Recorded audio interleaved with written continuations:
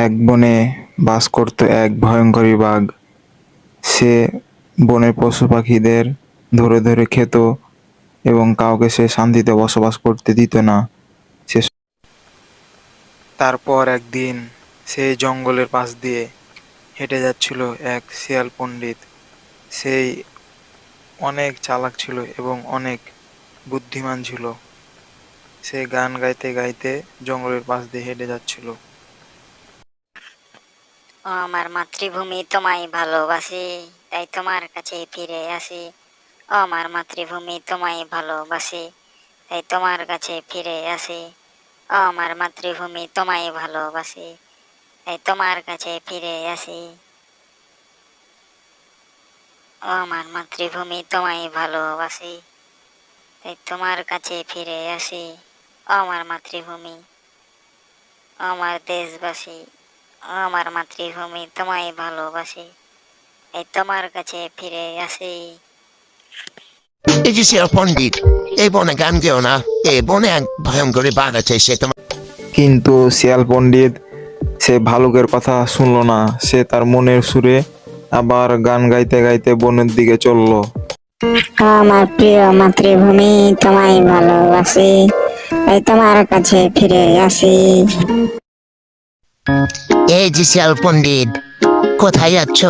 আর এইভাবে গান গাইতে গাইতে যাচ্ছ, আমরা তো কেউ কথাও বলি না। যদি ভয়ঙ্করী বাঘ শুনে তুমি গান গাইছো তোমাদের। সত্যি তো, একটা ব্যাপার তো খেয়াল করিনি।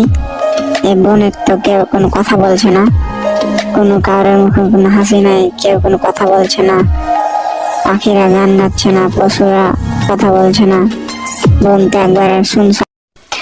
আমার প্রিয় মাতৃভূমি তোমায় ভালোবাসি, আমার প্রিয় মাতৃভূমি তোমায় ভালোবাসি। এই যে শিয়াল পণ্ডিত, কোথায় যাওয়া হচ্ছে? একবারে মনের সুখে গান গাচ্ছ আর যাচ্ছ। দেশের গান গাওয়া ভালো, কিন্তু এই বনে গান গাওয়া একবারে নিষেধ। আমরা তো কেউ কোনো কথা বলি না, দেখছো না? এই বনের পশু পাখিরা কেউ কোনো কথা বলছে না, কারো মুখে কোনো। তা তোমাদের সেই অত্যাচারী বাঘ থাকে কোথায়? তার কাছে আমাকে নিয়ে চলো, দেখবো সে কত বড় অত্যাচারী বাঘ।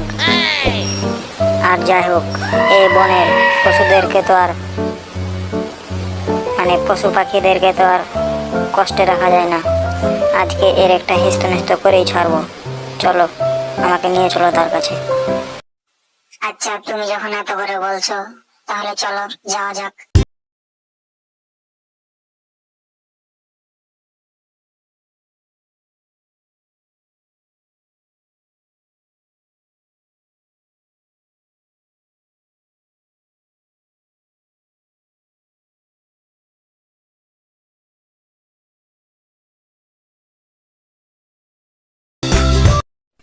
তোমাকে বাঘের ডেরায় পৌঁছে দেওয়ার কাজ পৌঁছে দিয়েছি। এখন আমি চললাম। বাঘ যদি শুনে আমি তোমাকে এখানে এনেছি, তা আমাকেই খেয়ে ফেলবে।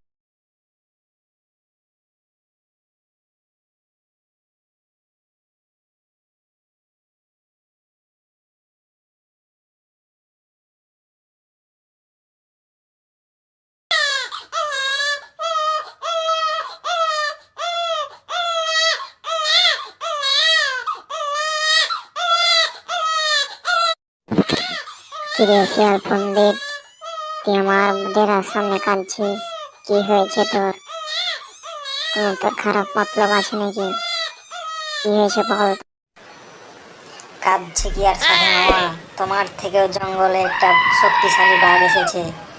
সে নাকি আমাদের ধরে এখন খাবে। তা সেই বাঘ আছে কোথায়? নিয়ে চল আমাকে তার কাছে। আজকে দেখবো তার কত শক্তি, আজকে ডান্ডা করে ঠান্ডা করে দেবো ওকে। কোথায় আছে সে? তারপর বাঘ মামা শিয়াল পণ্ডিতের কথা শুনে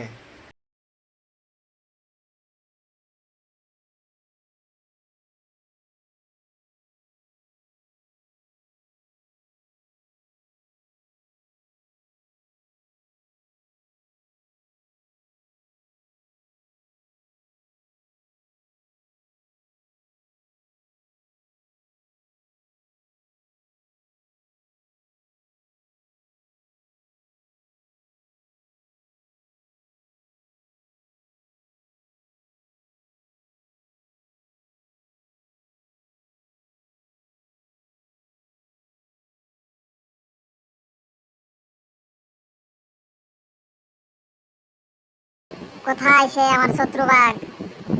তাকে তো দেখতে পাচ্ছি না। তুই কি আমার সাথে চালাকি করছিস? কি বাঘ মামা, তুমি এখনো বোকা রয়ে গেলে? শত্রু কখনো সামনে আসবে? শত্রু তো লুকিয়ে থাকবে। দেখো ওই কুয়ার ভিতরে লুকিয়ে আছে সে। কে রে তুই? তুই কোন বন থেকে এসেছিস? আমার জঙ্গলে আমার জায়গা দখল করতে এসেছিস? একবারে ওকে ডান মেরে ঠান্ডা করে দেবো। আবার মুখে মুখে আমার কথা। কে তুই? একবারে মেরে অত্যাচারী বাঘটি কুয়ার মধ্যে লাফ দেয় এবং সে মারা যায় কারণ কুয়াটি অনেক গভীর ছিল। হিংস্র বাঘটি মারা যাওয়ায় বনের পশু পাখিরা অনেক খুশি হলো এবং শিয়ালকে ধন্যবাদ জানালো এবং তারা আবার আনন্দে বসবাস করা শুরু করলো।